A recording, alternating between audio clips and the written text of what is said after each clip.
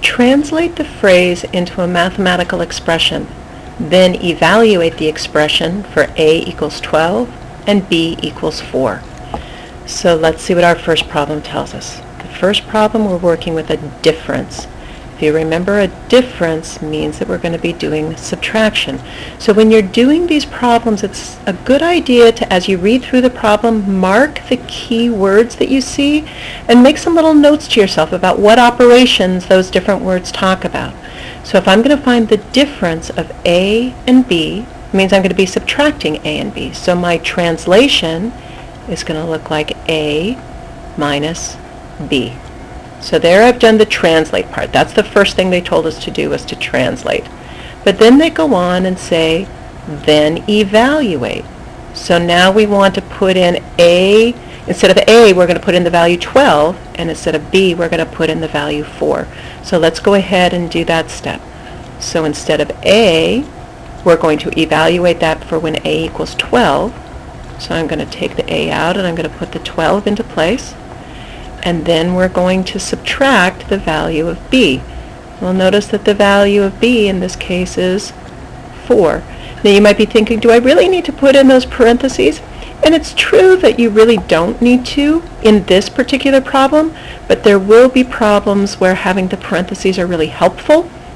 And so I typically tend, every time I do an evaluate problem, I'm going to isolate my variable in the parentheses and then slip the variable out, slip the value in, and then that way I've got the parentheses in case I need them. They're not always necessary, like in this case.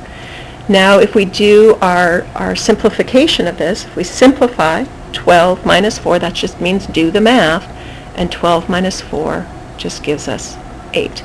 So here we translated, and here we evaluated. The next problem, we're being asked to find the product of A and B. Well, product is a key word that means to multiply. So if we're going to find the product of A and B, we'll take A times B.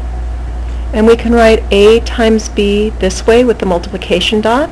We could also write A times B using the parentheses and juxtaposition.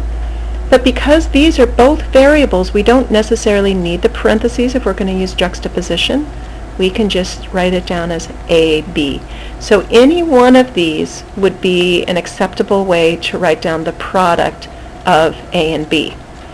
Now if we do the evaluate part, remember we have to do both. We've translated, and so now we're going to evaluate.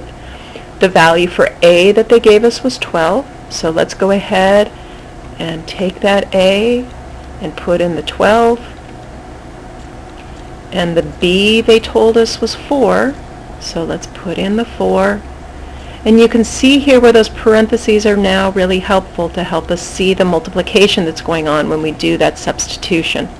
So 12 times 4 would give me a final simplified answer of 48. So remember, we basically have two answers to this part.